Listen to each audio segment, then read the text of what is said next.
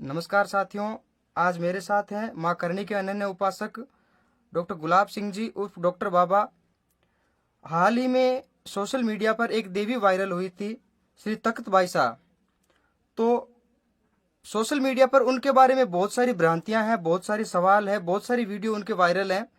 तो आइए हम जानते हैं डॉक्टर बाबा से कि तख्त बाईसा के बारे में जो मिथ उड़ रहे हैं समाज में, उस विषय पर ये क्या कहना चाहते हैं।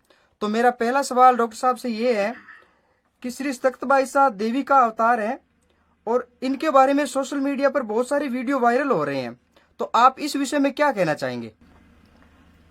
ऐसा है, अभी जो सोशल मीडिया पर प्रचार हो रहा है, तख्त बाईसा 4 साल एक अंदर गुफा में रहे। उसमें न लाइट थी, न पंखा था, न रोटी खाते थे।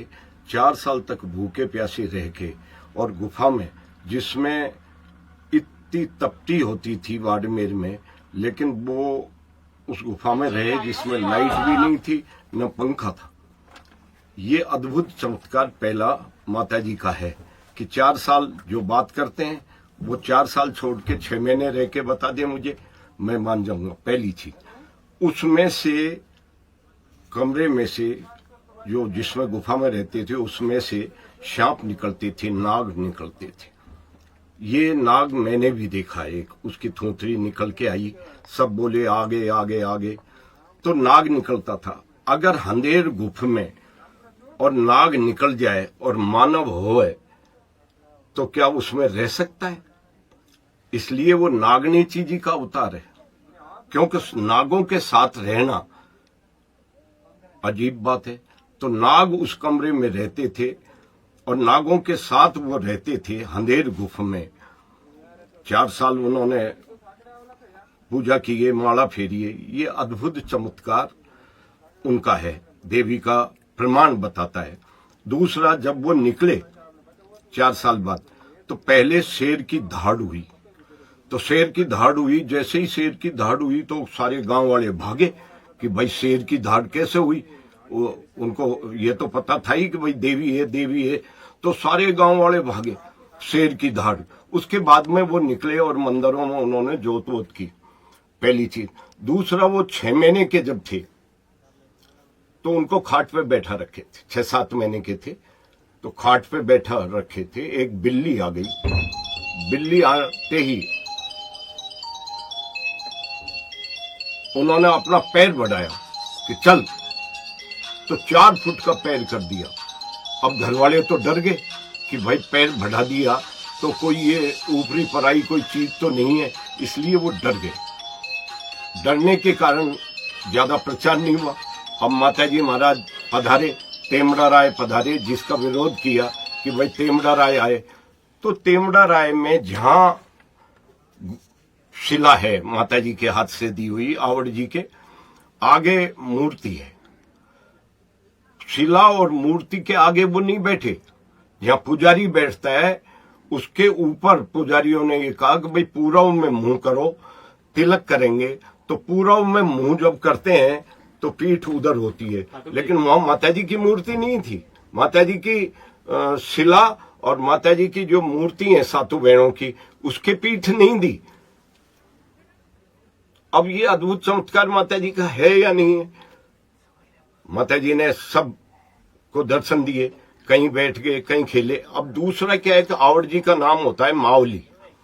मावलिया में जैसे थोड़ा पागलपन सा होता है, ऐसे मावलिया कहते हैं। तो कभी वो पार्क में चले जाते हैं, कभी कुर्सी पे खड़े हो जाते हैं, कभी रेलिंग पे खड़े हो जाते हैं, कभी फूल तोड़ने लग जाते हैं, ऐसे।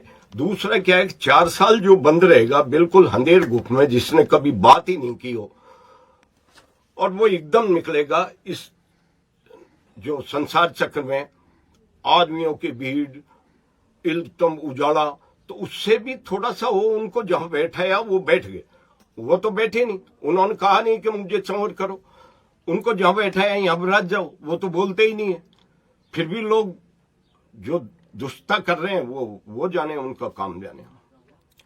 दूसरा सवाल मेरा डॉक्टर साहब से ये है कि एक प्रसिद्ध कथावाचक ने उनका विरोध किया है।